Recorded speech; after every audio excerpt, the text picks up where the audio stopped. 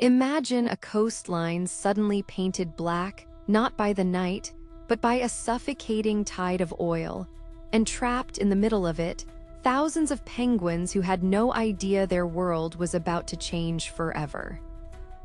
It was just after midnight on June 23, 2000, when the MV Treasure, a bulk ore carrier, sank off the coast of Cape Town, South Africa.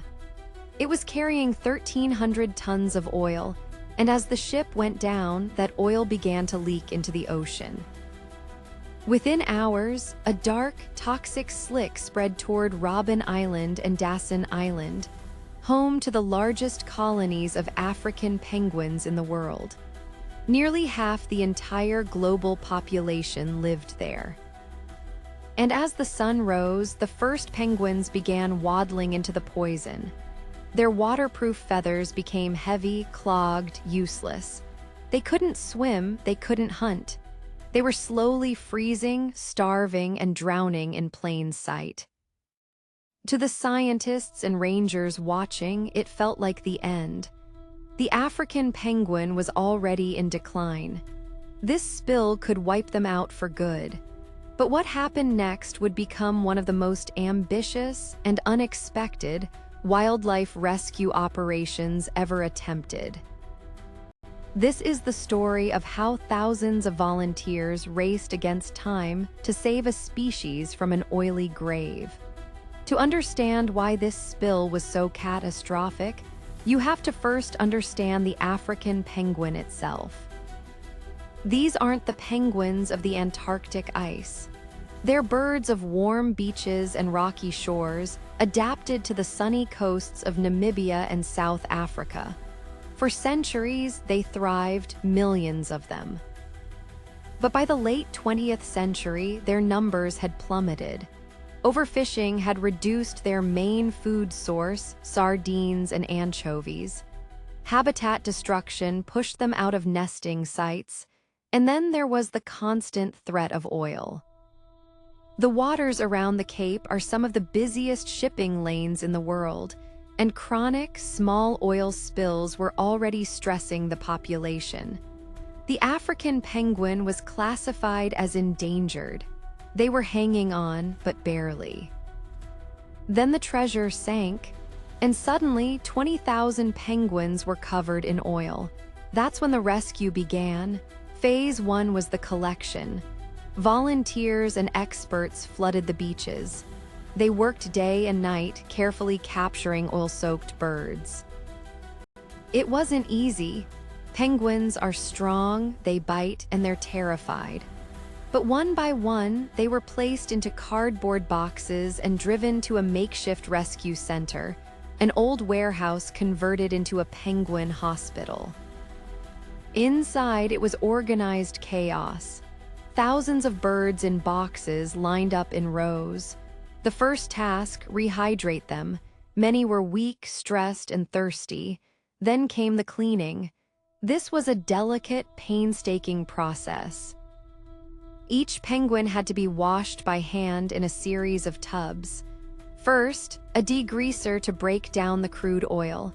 Then, multiple rinses with warm water. It took 2 people about an hour to clean one penguin. The water had to be just the right temperature. Too cold and the bird could go into shock.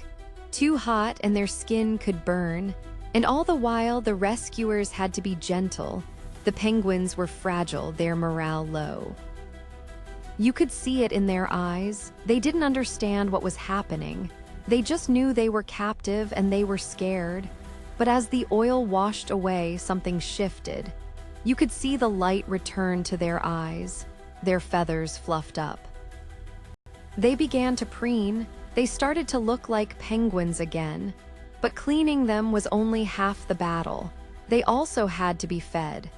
A team of volunteers prepared fish smoothies, blended sardines, and fed the weakest birds by tube. The stronger ones were hand-fed whole fish. The goal, fatten them up, rebuild their strength, and it worked. Within a week, the first penguins were ready for release, but there was a problem. The ocean was still contaminated. If they released the penguins near the spill site, they'd just get oiled again. So the team made a radical decision. They would move them, not just a few miles away, hundreds of miles. They began trucking and airlifting penguins to Port Elizabeth, a clean coastal city over 400 miles to the east. It was the largest penguin relocation in history. But would it work? Would the penguins stay there? Or would they try to swim home back through the oil? To everyone's surprise, the penguins did exactly what they hoped. They stayed. They fished in the clean waters. They rested. And by the time the oil had cleared from the west coast, the penguins were strong, healthy, and ready to return. But the most remarkable part of this story isn't just that 20,000 penguins were saved. It's what happened next, because this disaster sparked a permanent change. A new rehabilitation center was built, designed specifically for oiled seabirds.